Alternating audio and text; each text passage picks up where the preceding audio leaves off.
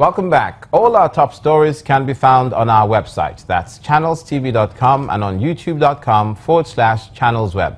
Please visit m.channelstv.com to see us live on your mobile device. You can also download the Channels TV app for Android, iOS, and Windows phones from their respective stores. We'd also like to let you know that you can interact with the Eyewitness feature in the Channels TV app. If you have pictures or videos you'd like to share with us, tap the application on your device, swipe to reveal the Eyewitness menu, and follow the instructions. Now to the southwestern part of the country. Governor Amosun has received Senator Anisulowo at the government house in Abeokuta after she was rescued by security operatives. Governor Amosun commended the police for ensuring her release without paying any ransom. The State Commissioner of Police, Abdul Majid Ali, says the kidnappers were under pressure after seeing the massive deployment of security operatives, while the senator who was kidnapped weeks ago was simply grateful to be free. We thank God, and then I want to thank Your Excellency for all the work you have put into the security agency. I know the courage you have and the spirit to fight to the end, and that was what kept me in the bush there, waiting that with the security agencies that you have, you will work it through, and I thank God. The pressure was much on them. Too much. The helicopter patrol was another different incident entirely. And we were grateful to the people of the state because they have the confidence in security agencies. And I want to tell you for the first time, the synergy we set up here is so marvelous that we continue to relate with ourselves on daily basis. It's a wonderful, and we are grateful that Mama, she is back to us alive.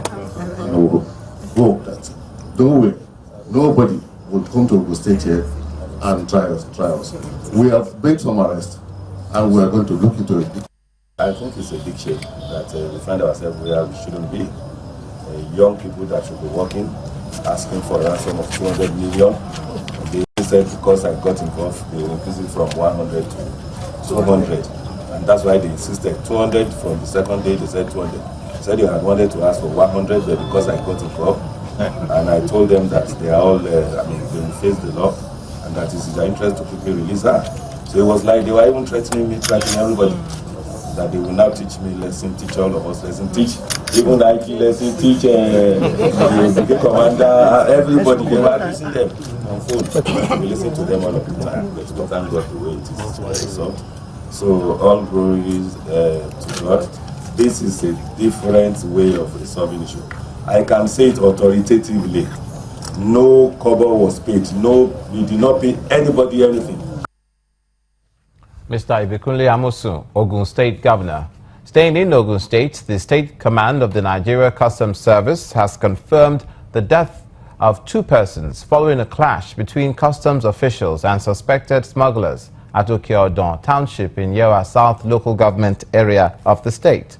The Customs Public Relations Officer, Usman Abubakar, says that the suspected smugglers attacked officers and men of the service while on duty when trying to smuggle 2 vehicles laden with rice from Igolo, a border town between Nigeria and Benin Republic, to Songo in Ado-Duota, local government area of Ogun State.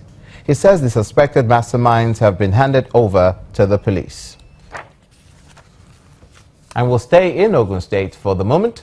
The government is not resting on its laurels and achievements in attracting investments to the state. It's continued to make the atmosphere conducive and has even targeted growth in its agriculture sector of the state economy, transportation, and the environment. Governor Amosun renewed the call while unveiling the 3rd Ogun State Investors Forum, slated for the 10th and 11th of this month.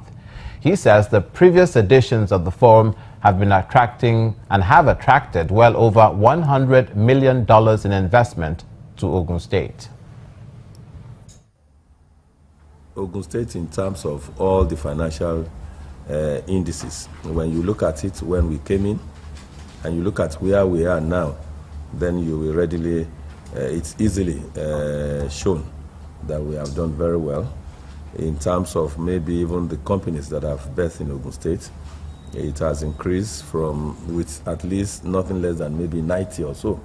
And I think very soon, maybe even before the end of, maybe even this month, because we have some new ones that are ready for commissioning. They've been calling us that they are ready, please come and commission. Maybe by the time we put all of those together, we'll be talking about maybe about 100 of new companies that have birthed in Ogun. Not just companies. These are companies that have invested in excess of maybe between $100 million and 200, even some $1 billion. So you know that we are doing well. And I'm sure if you have been following what we are doing, particularly even within the context of our nation, despite the challenges that we have as a nation, not just Ogun State, you will see that Ogun State appears to probably be weathering that storm so well. And all this will be as a result of the way, the enabling environment that we are creating for business to thrive. Mr. Ibikunle Amosun, the Ogun State Governor. From the southwest to the northwest, the World Bank has committed the sum of $21 million as a grant to Kaduna State to improve girl-child education. The grant, which is provided under the Nigerian Partnership for Education project, is meant to support the education of children, especially those at the rural areas, to have access to quality education. At the inauguration of the project at the Government House in Kaduna, the World Bank Senior Education Specialist, Dr. Olatunde Adekola, says the grant is meant to support the education of children, especially those at the rural areas, to have access to quality education. He explains that the grant will be used for the training of teachers, the renovation of schools, provision of teaching material, and offering scholarship to the students. Over the last decade, Nigeria's exponential growth in population has put immense pressure on the country's resources and on already overstretched public services and infrastructure. With children under 15 years of age accounting for about 45% of the country's population, the burden on education and other sectors has become overwhelming.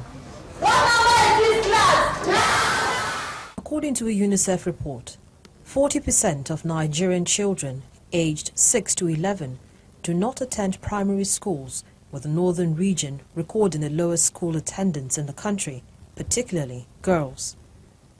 Despite a significant increase in net enrollment rates in recent years, it is estimated that about 4.7 million children of primary school age are still not in school. In the north, the gender gap remains particularly wide, with the ratio of girls to boys in school 1 girl to 2 boys. This worrisome statistics is why the World Bank is in Kaduna State to give a helping hand to the state government with a $21 million grant. Our objective, which we call the project development objective, is to improve equitable access to quality education, in particular for girls.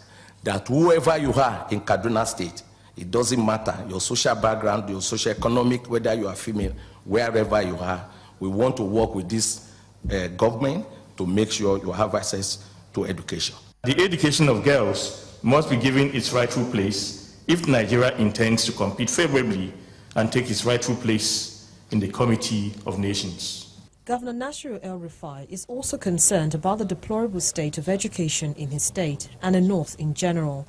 He highlights some intervention policies and programs aimed at revamping the sector and also commends the World Bank and other donor agencies for their financial support to the education sector.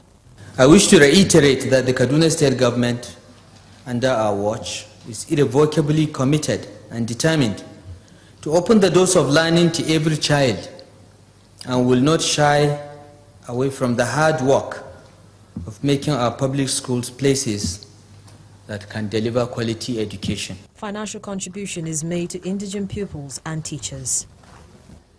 Apart from Kaduna, other states that are already benefiting from the World Bank grant include Katsina, Kano, Jigawa, and Sokoto. The project will last for 4 years and is expected to boost girl-child education in those states.